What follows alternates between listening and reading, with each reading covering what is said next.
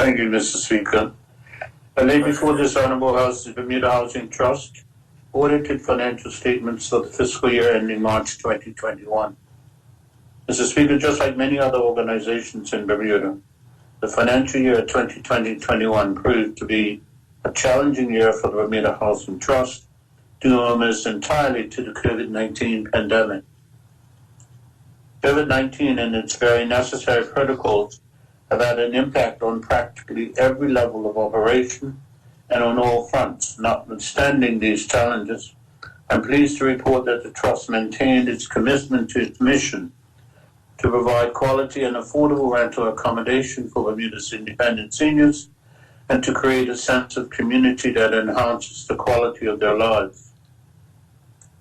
Mr. Speaker, members will be reminded that the Trust manages close to 200 units spread over 5 properties throughout the island, with just as many resident seniors. These properties vary in age, some of them dating back over 50 years.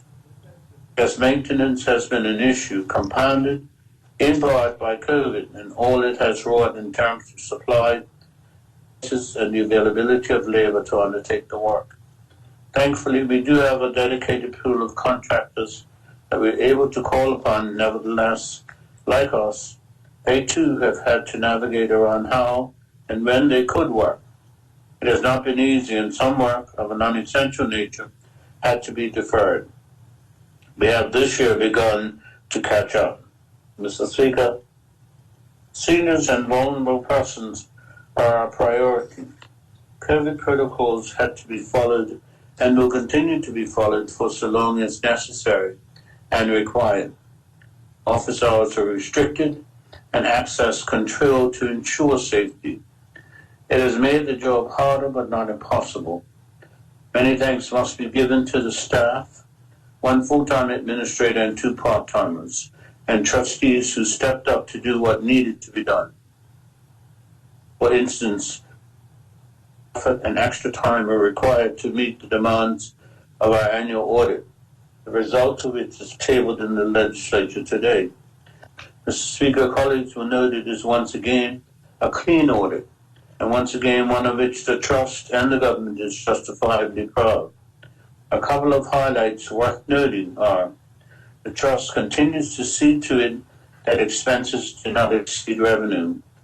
This is no easy task in the face of mounting maintenance and rising prices, while at the same time, the Trust continues with its long-standing policy of not raising rents on sitting tenants.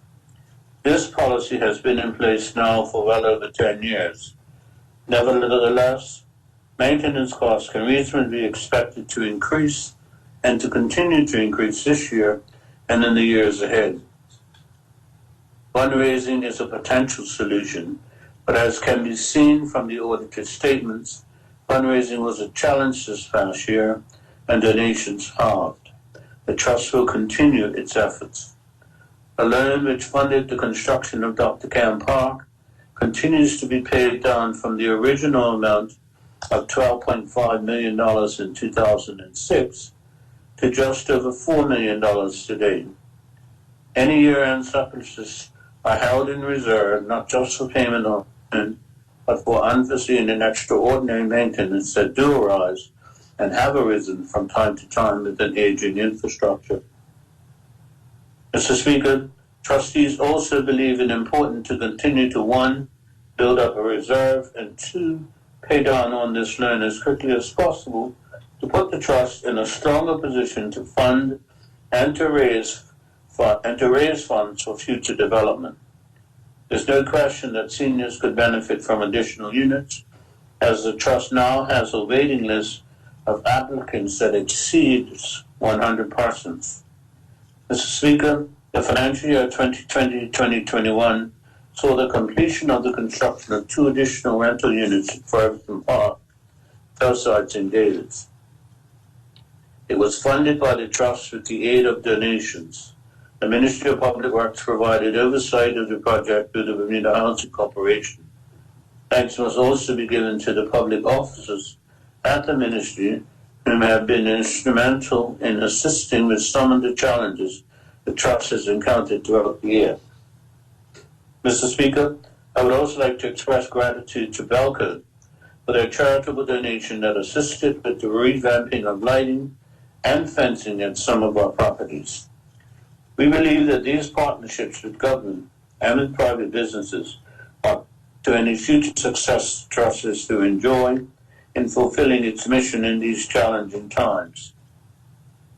Mr. Speaker, this past year has emphasized both the strengths and the weaknesses of the Trust organization. Following a retreat early in the year 2020, the trustees committed to building on those strengths and minimizing the weaknesses. To that end, I have been advised that in the coming months, an overhaul of the Trust organization may occur that might ultimately lead to changes to the 1965 Act to improve the service to our clients. Mr. Speaker, just as I've said last year, with every organization, there's so much that goes on behind the scenes that the average person is completely unaware of. And this, for the most part, is a thankless job. Therefore, I want to publicly thank the chairman, the Honorable John Barrett, his able deputy, Mr. Vance Campbell, JPMP, and the entire Board of Trustees for all they have given to the senior community. I'd especially like to thank the two retiring trustees, Mr. Bruce Wilkie, who served for 10 years on the Bermuda Housing Trust, and Ms. Cheryl Cooley-Alves. Thank you for your service to our community. Thank you, Mr. Speaker.